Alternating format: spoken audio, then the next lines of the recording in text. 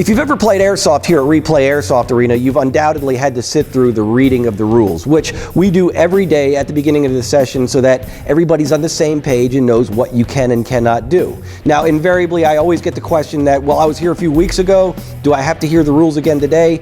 And the answer is yes, absolutely you do, because the rules are constantly evolving. We're always addressing new issues or things that may have come up since the last time you've been here, so it's important that you hear the rules on a regular basis just to reinforce what you can and cannot do when you're playing Airsoft at this arena.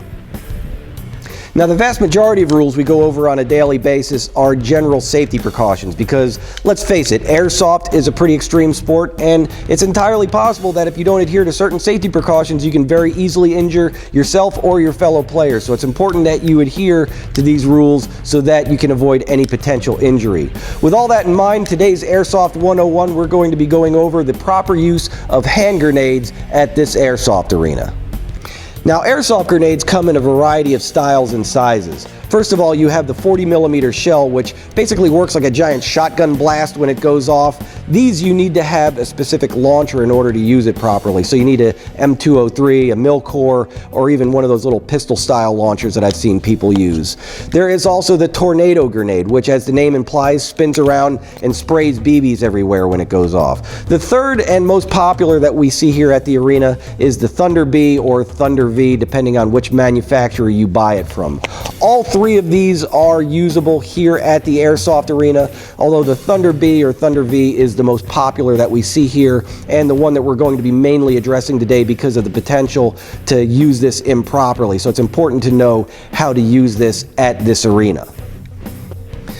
Now, Thunder Bs use a CO2-based system that when you activate the grenade, it starts to expand this outer shell until it actually bursts, giving you the sound decibel level of a 20-gauge shotgun going off. So if you're unprepared for this, it's going to scare the living crap out of you. So rule number one with using Thunder Bs in this arena, you have to notify the referee at the beginning of the round so that he can notify everybody else so that nobody shits their pants when these things start blowing up.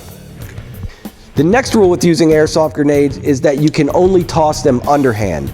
These are heavy enough that if you threw it overhand and hit somebody in the face, you could potentially injure them with it, so only toss the grenade underhand. You also need to have a direct line of sight as to exactly where the grenade is going to land, so you can't toss it up over cover, in case there's somebody on the other side, you might bang them in the head with it. So only toss the grenade underhand and to where you have a direct line of sight to where the grenade is going to be going off. The next thing you need to be aware of when using grenades is to say frag out as you're releasing the grenade. This works in your favor because number one, it sort of increases the shock value because it gets people moving out of your way. And number two, it gets people's heads up so that they don't accidentally get hit in the face with them. So as you release the grenade, you say frag out. Now, the next thing you need to be aware of with using these grenades is the kill radius for each style of grenades. When using Thunder Bs or Thunder Vs, if you are within 10 feet of one of these when they go off, you are out. When using the projectile firing grenades like the 40mm or the Tornado, you actually have to be struck by the projectile in order to consider yourself out.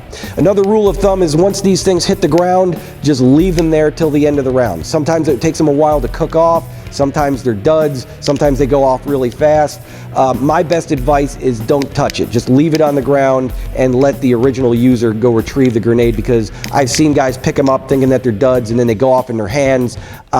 It won't kill you, but it'll scare the crap out of you and probably make your hand go numb. So just let it lie until the end of the round. So let's look at a live fire demonstration on the proper use of a Thunder B. Frag out!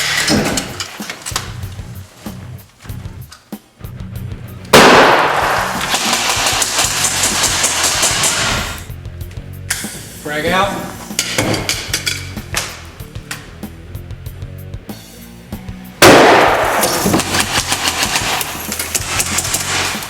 So that's the basics on using airsoft hand grenades here at Replay Airsoft Arena. And I know other venues have different rules or different restrictions on them. Some places you can't use them at all. So it's important, if you're planning on using something like this, that you check with the referees or the management before you use it, because these are pretty loud and you can get yourself into a lot of trouble if you use it improperly. So always be safe and check with everybody before you use a device like this. Like I said, they are encouraged here at this arena. We sell them, we service them, and we love it when when you use them. It's got great realism to it, and it adds a whole nother level to playing the game of airsoft. If you want to find out more about this arena, you can check us out. We're open Thursday through Sunday, or if you can't get down yourself, you can look us up on the web at replayairsoft.com. So until the next time, don't let the bastards get you down.